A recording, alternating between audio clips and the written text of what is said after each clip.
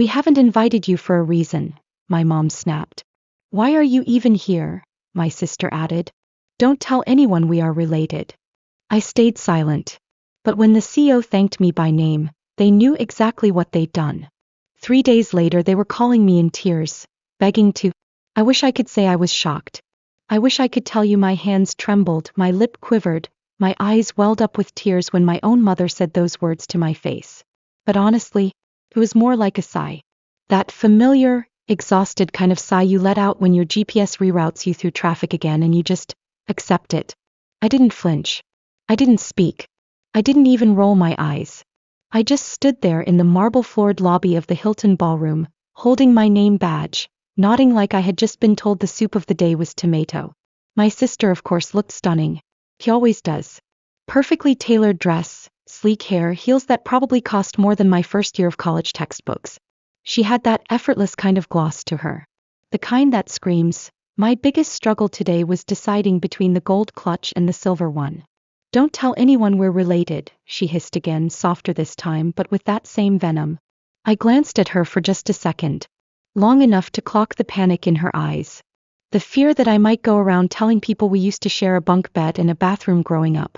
As if my presence might stain her career by osmosis. Got it, I said. It wasn't worth it. Not a confrontation. Not even a snide comeback. Because what they didn't know was this. I wasn't there to crash the event. I had been invited. Personally. By the host. And I was exactly where I needed to be. The gala was celebrating a major upcoming merger between two mid-sized companies in the legal tech sector. One of those companies was the one my sister worked for. The other? The one I built. Quietly. Behind closed doors. Without their applause or support or even basic interest. I could have told them that. Could have turned the moment into a spectacle. But I didn't. Because they didn't deserve a heads up. They didn't deserve anything. Instead, I took my seat, the one with the little reserved card on it, front and center. My sister and my parents were seated 2 tables back, tucked in with the other plus ones and spouses and proud family members who actually knew what field their children worked in. They didn't notice me at first. Of course not. Why would they? I wasn't wearing anything flashy. Just a black wrap dress I'd worn to 3 other conferences. My hair in a bun. No dramatic makeup. I looked like someone's assistant, which is probably what they assumed I was. Dinner passed in a blur of polite clinks and networking small talk. I kept my voice low. Let others lead the conversations. I wasn't there to be seen. Here I was. It happened halfway through dessert. A lemon tart. Not bad. A little too much zest, maybe. The MC walked up to the podium, tapping the mic like someone in a rom-com about to make a wedding toast. She gave a short, heartfelt speech about innovation, resilience, and the importance of vision. Then she said my name. Loud. Clear. Confident. Like it meant something. Please join me in thanking the woman who made this merger possible. The founder and CEO of Lexera Systems, Ms. Mira Langston. There was applause. Maybe a few gasps. Chairs turned. Heads swiveled. I stood. My sister's face was the first I saw. Her fork frozen midair. Her jaw slack. She looked like someone had just dumped a bucket of ice water over her head in the middle of a spa day. My mother? Frozen. That thin, tight-lipped smile she wears when she's pretending not to be panicking. I made my way to the stage slowly, savoring the moment in the same way you might savor a glass of wine you didn't expect to like. The applause wasn't thunderous, but it was real. The kind that comes from genuine respect. I gave a short speech. Thanked my team. Thanked the other company for their transparency and openness. Thanked the community. Didn't mention my family. Didn't even glance their way. I ended with one line. Some people build empires with fanfare. Others build them in silence. Tonight, I'm proud to stand here representing the ones who chose the latter. Applause again. When I sat back down, my phone buzzed. 3 texts. All from my mother.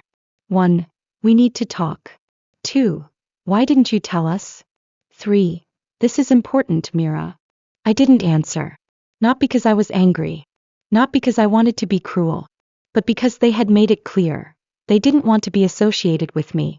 And for the first time in my life, I was ready to give them exactly what they asked for. 3 days later, they were calling me in tears. If you had asked my parents to describe me before the gala, They probably would have said something like, Mira? Oh, she does something with computers.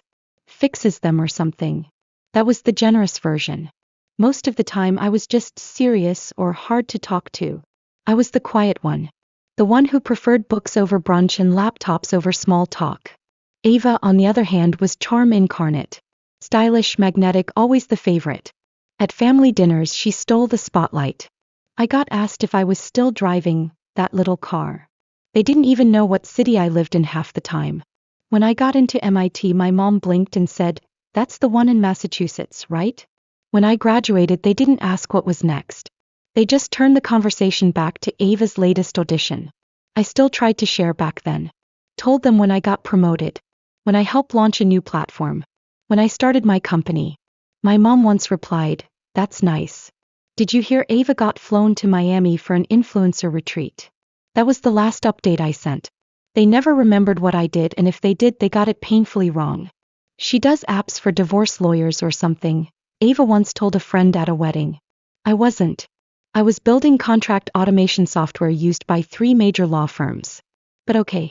Somewhere along the way I stopped being their daughter and became their emergency tech support. And then their bank. First it was mom's dental bill. Then their internet. Then Ava's rent just for a month. By 30 I was sending almost $2,000 a month. No thanks. No questions. Just forwarded bills. They assumed I was frugal. Maybe still living with roommates, eating noodles. They never once asked how I could afford it. They didn't want to know. Because they didn't want to care. And I accepted that. Told myself I didn't need their approval.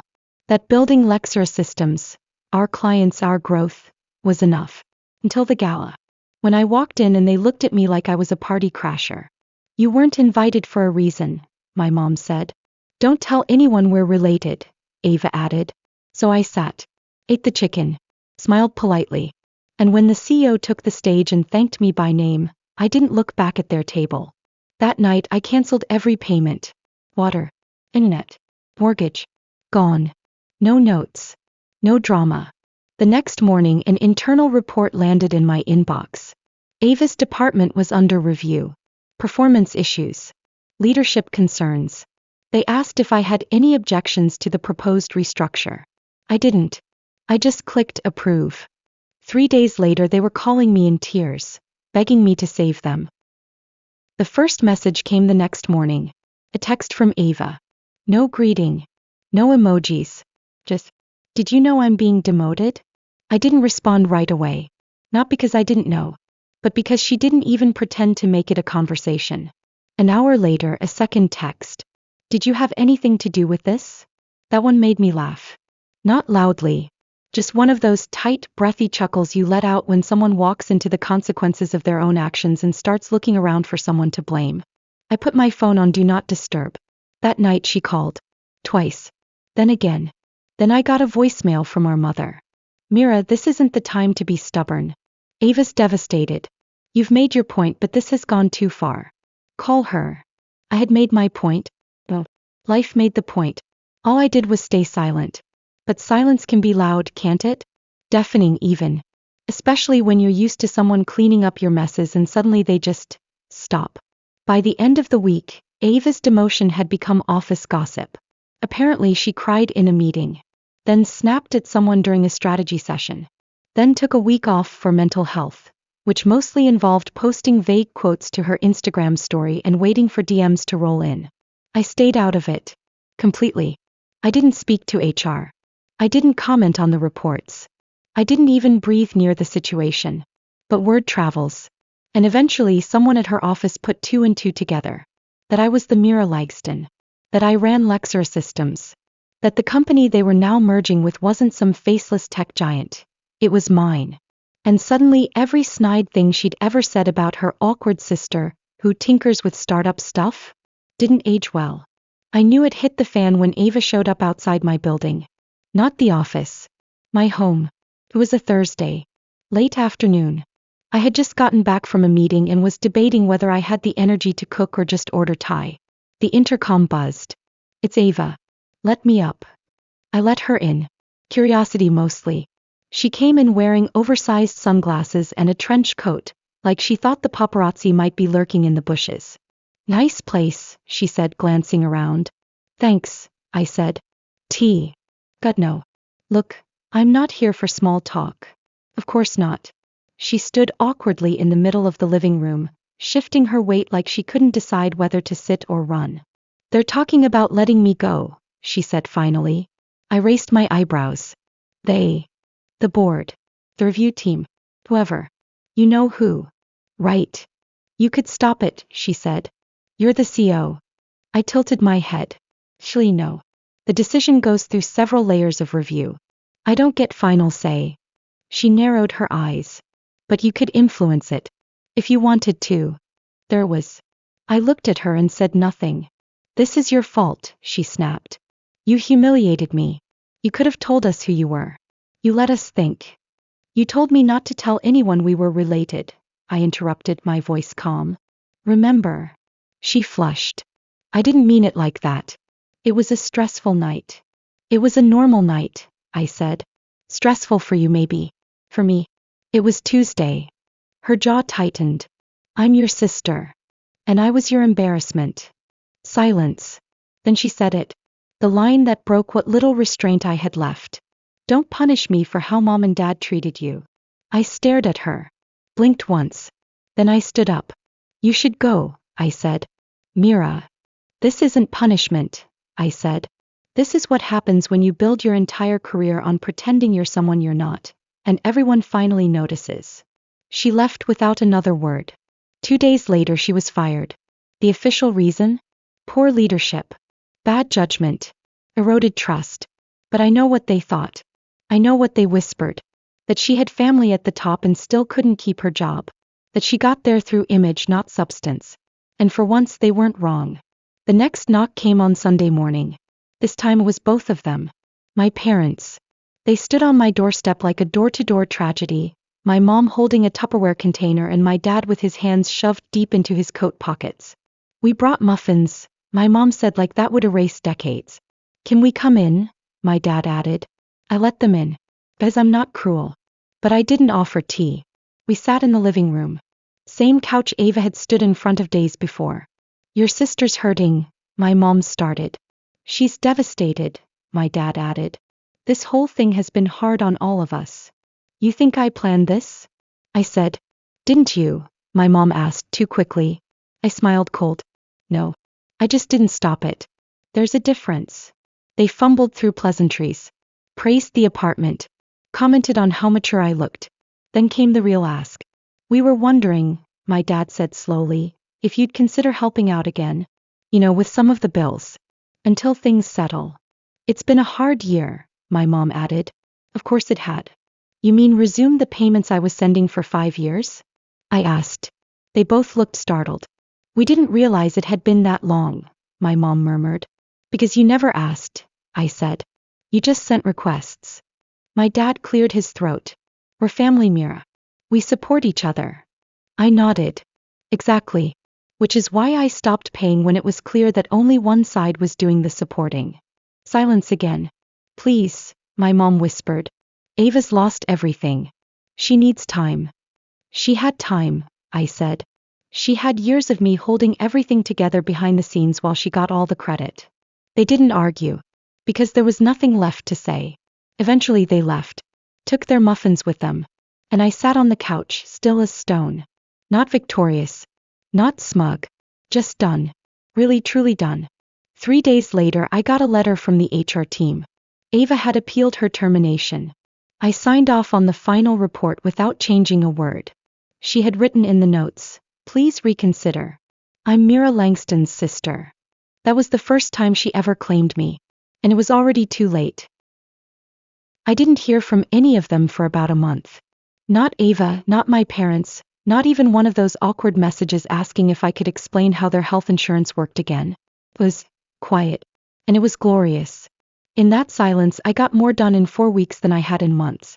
We finalized the merger. Launched the new integration tools. Signed 2 enterprise clients. My team sent me a mug that said, actually I am the boss, and I drank out of it proudly every damn day. Then the knock came. It was a rainy Thursday evening, one of those nights when you just want to curl up with leftovers and ignore the world. But the knock didn't stop. Reluctantly, I opened the door. My mother and father were standing there, soaked. No umbrelle. No muffins this time. Just drenched jackets and strained smiles. I didn't invite them in right away. We were in the area, my mom said, forcing a laugh. I raised an eyebrow. Really? She nodded. We just thought, maybe we could talk. About everything. I let them in. Slowly. Quietly. We sat. Same couch. Same posture. Same underlying tension. Only this time the pretense of muffins and polite excuses had been dropped. We know things got tense, my father began. Understatement of the year. But we wanted to clear the air, my mom said. And we've realized how important it is to stay connected as a family. Especially now that, well, you're doing so well. There was the hook. The shine in her eyes wasn't guilt. It was recognition. She had finally seen the headlines. Or maybe a LinkedIn post. Maybe a friend had bragged about knowing me. They hadn't come to apologize. They had come to renegotiate. You're successful, she said, smiling like that was a compliment. And Ava's recovering. But she needs help. She's trying to find something new, and your father and I, well, we're supporting her emotionally, but it's hard financially. We were hoping, my dad cut in, you'd consider reinstating your monthly support. Just until things stabilize. Nothing major. Just enough to help with Ava's rent and a few bills. He said it like it was a Netflix subscription. Like I could just press a button and the drama would go away. I stared at them both. Do you remember, I said slowly, when Ava asked me not to speak to anyone at the gala? They looked away. Do you remember when Mom told me I wasn't invited? And to keep my presence quiet because I might embarrass the family? Still nothing. I remember, I said. Very clearly. People say things they don't mean, my mother whispered. No, I said. People say exactly what they mean. They just regret it later. There was silence. Then my dad tried again. We're family, Mira. We make mistakes. But we always come back together. I laughed. Not loudly. Just enough. No, Dav. We don't. You come back when you need something. My mom opened her mouth, then closed it again. You didn't come when I got into MIT. You didn't come when I launched my company. You didn't come when I sent my first wire transfer to cover your mortgage. I leaned forward. But you came now. Silence. And just so we're clear, I added, this isn't about Ava's rent. It's about your image. Your pride. Your ability to say, look, both our daughters turned out successful, without explaining that you once told one of them she wasn't invited to the party. I stood. We're done here. They stood too, slowly, stiffly. My mom's eyes were shiny, but she didn't cry. Not really. We didn't mean to hurt you, she said. You didn't mean to think about me at all, I said. And you succeeded. They left. This time I didn't watch them go. I closed the door, locked it, turned off the porch light. The next week, a reporter reached out for a profile on Lexer's leadership team. I declined. They offered again. I said no. Because I didn't want to turn my story into some inspirational piece about rising above the odds. I didn't want a headline that said, from forgotten to CO. I wasn't forgotten. I was ignored. Deliberately. Repeatedly. With intent. That's not the same thing. And I didn't rise despite them. I rose because I stopped waiting for them. Ava never reached out again. Not directly. But I saw her name pop up in circles. She was interviewing at places trying to rebrand. Someone told me she used me as a reference once. I laughed. Didn't do anything. Didn't stop her. Didn't interfere. Because some things fall apart all on their own. I spent the rest of the quarter signing off on contracts, mentoring 2 new project leads, and finally booking a week off for myself. I didn't visit my parents. Didn't send a holiday card. I took a solo trip to Lisbon. Rented a quiet Airbnb.